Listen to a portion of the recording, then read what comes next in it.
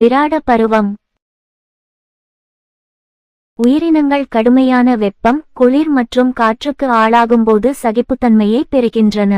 ஆனால் வெப்பமான வீட்டு தாவரங்கள் தொடர்ந்து மென்மையாகவும் எப்போதும் பாதுகாப்பு தேவையாகவும் இருக்கும். இயற்கை அனைத்து உயிரினங்களுக்கும் தேவையான வானிலையை வழங்குகிறது. மனிதன் இந்த வாழ்க்கை விதிக்கு விதிவிலக்கல்ல. துரதிர்ஷ்டம் அதிர்ஷ்டத்தை விட தனது குணத்தை வடிவமைக்கிறார். பாண்டவர்கள் வாழ்க்கையின் அனைத்து நிகழ்வுகளிலும் அனுபவமிக்கவர்களாகவும் நிதானமானவர்களாகவும் இருந்தனர். அவர்கள் செழிப்பையும் துன்பத்தையும் கண்டார்கள். அவர்கள் மென்மையான பயணத்தையும் கலங்கிய நீரில் தள்ளப்படுவதையும் அறிந்திருந்தனர். 12 ஆண்டுகள் துறவறம் செய்ததன் மூலம் அவர்கள் மனதில் உறுதியானவர்களாக மாறினர். ஒரு வருடம் சுயமாக தேர்ந்தெடுத்த இழிவான சேவையின் மூலம் அவர்கள் வாழ்க்கையின் புனிதத்தை அனைத்து நிலைகளிலும் நிரூபித்தனர். விராட நகரில் கொண்டாடப்படும் விழாக்களில் சிவ வழிபாடு தொடர்பான பொழுதுபோக்கு முதன்மையானது. இந்த முக்கிய விழா சில நாட்கள் நீடித்தது. மல்யுத்த போட்டிக்காக ஒரு நாள் ஒதுக்கப்பட்டது. இது போட்டியாளர்களையும் பார்வையாளர்களையும் தொலைதூரத்திலிருந்தும் ஈர்த்தது. பாண்டவ சகோதரர்கள் அங்கு மறைமுகமாக தங்கியிருந்த ஆண்டில் போட்டி மிகவும் உற்சாகமாக இருந்தது. ஒரு அறியப்படாத வேற்றுகிரக மல்யுத்த வீரர் அனைத்து உள்ளூர் விளையாட்டு வீரர்களையும் தோற்கடித்தார்.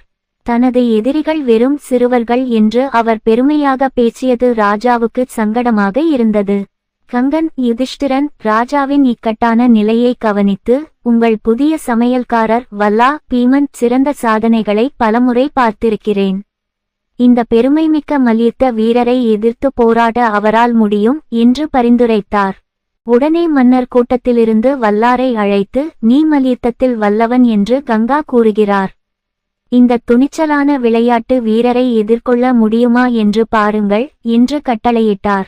இந்த அளவுக்கு ஒரு வாய்ப்பு தனக்கு கிடைக்கும் என்று வல்லா ஒருபோதும் எதிர்பார்த்ததில்லை. அதற்காக, என் ராஜாவின் மகிமை, என்னால் முடிந்ததைச் செய்வேன் என்று அவர் கூச்சலிட்டார். பின்னர் அரங்கிற்கு ஓடினார். அன்றைய வெற்றியாளரை மிகவும் பணிவுடன் சவால் செய்தார். சண்டை தொடர்ந்தது. 2 சிங்கங்கள் சண்டையிடுவது போல இருந்தது. வல்லாளன் சுயக்கட்டுப்பாட்டை கடைபிடித்தான். அதனால் போர் நீடித்தது. பரபரப்பான திறமைகளை காட்டிய பிறகு வல்லாளன் திமிர்பிடித்த சாம்பியனை வீழ்த்தினான். மன்னன் மகிழ்ச்சியடைந்தான். மக்கள் மகிழ்ச்சியால் சிரித்தனர். ராணி சுதேஷ்னாவுக்கு கீசகன் என்ற ஒரு சகோதரர் இருந்தார். அவர் மிகவும் சக்திவாய்ந்தவராகவும் மன்னரின் மைத்துனராகவும் இருந்தார். அவர் இராணுவத்தின் தளபதியாக ராஜ்யத்தில் மிக உயர்ந்த பதவியை அனுபவித்தார்.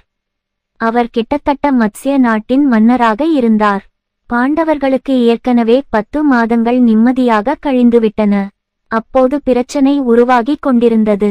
இந்த கீசகன் தனது சகோதரி ராணியின் உள் அறையில் தற்செயலாக சைரந்திரியை திரௌபதி கண்டான். முதல் பார்வையிலேயே அவன் அவளை காதலித்தான். வேலைக்காரியை தன்னிடம் ஒப்படைக்க வேண்டும் என்று அவன் தன் சகோதரியிடம் வெட்கமின்றி பேசினான். அதற்கு நேர்மாறாக சகோதரியின் வேண்டுதல் எந்த பலனையும் அளிக்கவில்லை.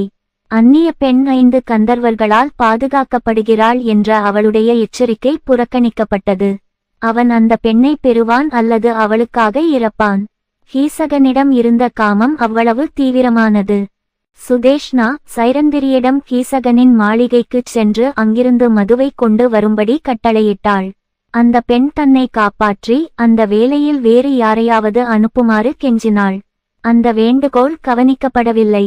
அவள் கட்டளைகளுக்கு கீழ்ப்படிய வேண்டியிருந்தது. அந்த ஏழை பெண் கடவுளிடம் பாதுகாப்புக்காக பிரார்த்தனை செய்தாள். அவள் சென்றாள். அவளுடைய அச்சங்கள் சரியாக இருந்தன. அவளை பார்த்த கீசகன் காமத்தால் பைத்தியம் பிடித்தான். அவன் அவளை வேண்டுதல்களுடன் கெஞ்சினான். அவள் அவனில் உள்ள அநாகரீகத்தை சுட்டிக்காட்டினாள். அவன் அவள் கையை பிடித்து இழுத்துச் சென்றான். வேலைக்கார பெண் தன்னைத்தானே பறித்து கொண்டு நீதிமன்றத்திற்கு ஓட்டினாள். கோபமடைந்த படை தலைவி அவள் பின்னால் ஓடி திறந்த கூட்டத்தில் அவளை உதைத்தாள். இந்த ராஜ்யத்தில் ஒரு துக்கமடைந்த பெண்ணுக்கு பாதுகாப்பு இல்லையா? அவள் கெஞ்சினாள். விராட மன்னன் உட்பட அனைவரும் அமைதியாகவும் ஓரளவு பயமாகவும் இருந்தனர். ஏனென்றால் கீசகன் ஒருவருக்கு ஒரு பயங்கரமாக இருந்தான். அவர்கள் அனைவருக்கும். கங்கனும் வல்லாளனும் யுதிஷ்டிரா மற்றும் பீமா நீதிமன்றத்தில் இருந்தனர். ஆனால் அவர்கள் உதவியற்றவர்களாக இருந்தனர். ஏனென்றால் ஒரு சிறிய தீமையை சரிசெய்வது அவர்களை சுய அடையாளம் காணும் அபாயத்திற்கு ஆளாக்கக்கூடாது. வல்லாளன் இன்னும் உற்சாகமடைந்தான். கங்கன் தான் சென்று சமையலுக்கு எரிபொருளை பிரித்துக் கொள்ளுமாறு பரிந்துரைத்தான். அந்த மனிதன் குறிப்பை புரிந்துகொண்டு நீதிமன்றத்தை விட்டு வெளியேறினான்.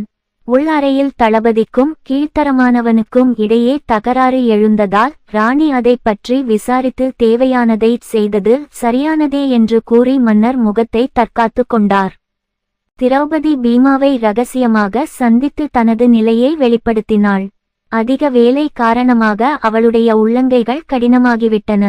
ஆனால் அவள் அதை பொருட்படுத்தவில்லை.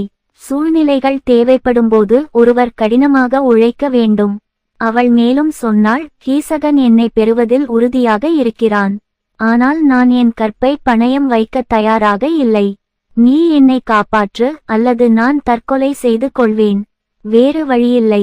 பீமன் சிறிது நேரம் யோசித்தான். பிறகு அவன் திரௌபதியிடம், நீ அவனுடைய காம ஆசைக்கு எதிர்வினையாற்றுவது போல் நடிக்கிறாய். நள்ளிரவில் நடன மண்டபத்தில் உன்னை தனியாக சந்திக்கச் சொல். நான் அங்கே பதுங்கியிருந்து மற்றவற்றை கவனித்துக் கொள்வேன் என்று கூறினான். இந்த உத்தி ஒப்புக்கொள்ளப்பட்டது. திரௌபதி மிகவும் சாதுரியமாக நடந்து கொண்டாள். கீசகர் மகிழ்ச்சியுடனும் எதிர்பார்ப்புடனும் மயக்கத்தில் இருந்தார். இரவு மறையும் நேரத்தில் நடன மண்டபத்திற்குள் நுழைந்தார். அது திறந்தே இருந்தது. உள்ளே ஒரு மங்கலான வெளிச்சம் எரிந்து கொண்டிருந்தது. ஒரு சோபாவில் ஒரு மனித உருவம் முழுவதுமாக ஒரு துணியால் மூடப்பட்டிருந்தது. அந்த மனிதனின் இதயம் வேகமாக துடித்துக் கொண்டிருந்தது. அவன் அருகில் சென்று தனது இதயத்தை திருடியதாக கூறப்படும் நபரை எழுப்பினான். அதற்கு பதிலாக ஒரு ராட்சதர் எழுந்து கீசகனை தாக்கினார். அந்த மனிதன் தான் சைரந்திரியை பாதுகாக்கும் ஒரு கந்தர்வன் என்று நினைத்தான். ஒரு பயங்கரமான சண்டை நடந்தது. பீமன் கீசகனை நசுக்கிக் கொன்று எலும்பு துண்டுகளுடன் கலந்த ஒரு பெரிய சதை கட்டியாக உடலை அடித்து அங்கேயே விட்டுவிட்டான். பீமன் குளித்துவிட்டு அவன் உடலில் சந்தனம் பூசி நன்றாக தூங்கினான். ஏதோ ஒரு வகையில் எல்லா நேரங்களிலும் எல்லா இடங்களிலும் மனிதனின் மனதில் மூடநம்பிக்கை முளைக்கிறது. இயற்கைக்கு அப்பாற்பட்ட மனிதர்கள் மனிதர்களுடன் கலந்து உலக விவகாரங்களை உருவாக்குகிறார்கள் அல்லது அழிக்கிறார்கள் என்பது பொதுவான மூடநம்பிக்கை. விராட நகரில் அத்தகைய நம்பிக்கை ஒரே இரவில் வேரூன்றியது. ராஜா உட்பட முழு மக்களும் கந்தர்வர்கள் அழிக்க முடியாத கீசகனை கொன்றதாக நம்பினர். சைரந்திரி பிரமிப்புடன் பார்க்கப்பட்டாள். ஏனென்றால் அவள் கந்தர்வர்களால் பாதுகாக்கப்பட்டவள். அவளிடம் தவறான நடத்தை அல்லது தவறான அணுகுமுறை ஆபத்தை ஏற்படுத்தியது. அந்த மர்ம பெண்ணை சமாளிக்க மன்னர் தயங்கினார். ராணியின் அதிருப்தியை ஏற்படுத்தாமல் அவளை எப்படியாவது அனுப்பி வைக்கும்படி அவர் உத்தரவிட்டார். தனது சகோதரர் கீசகனின் இழப்பால் சுதேஷ்னை துக்கமடைந்தாள். இந்த விபத்தால் அவள் வேதனையடைந்தாள். எனவே அவள் தனது சங்கடத்தை சைரந்திரியிடம் தெரிவித்து அந்நிய பெண்ணை நிம்மதியாக நகரத்தை விட்டு வெளியேறும்படி வற்புறுத்தினாள். அகதி பெண் தனது வழக்கை மன்றாடினாள். நீங்கள் 11 மாதங்களுக்கும் மேலாக என்னிடம் கருணை காட்டுகிறீர்கள். என் மீட்புக்கு இன்னும் 1 மாதம் கூட இல்லை. என் கந்தர்வ கணவர்கள் நீங்கள் எனக்கு விருந்தோம்பலை நன்றியுடன் பார்த்து கொண்டிருக்கிறார்கள். அவர்கள் உங்கள் கருணைக்கு ஈடாக உங்களுக்கு அதிகமாக உதவுவார்கள். உங்கள் சகோதரனின் இழப்பை அவர்கள் ஈடு செய்வார்கள். இனி உங்களுக்கு எந்த தீமையும் ஏற்படாது. தயவு செய்து என் மீது கருணை காட்டுங்கள். இந்த பிரார்த்தனை பலனளித்தது. மாத இறுதி வரை சைரந்திரியை தன்னுடன் வைத்திருக்க சுதேஷ்னை ஒப்புக்கொண்டது.